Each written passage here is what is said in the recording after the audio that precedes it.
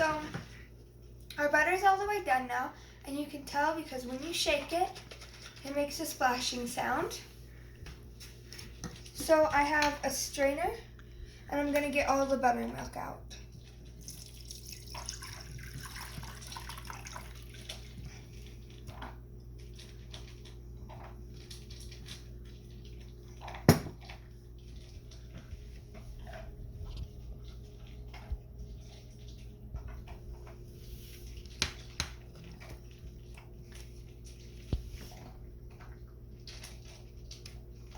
So their butter pats would have been made out of wood.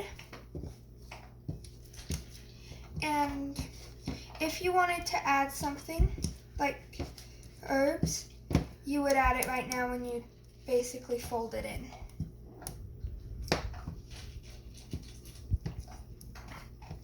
Now you're just trying to make the shape that you want.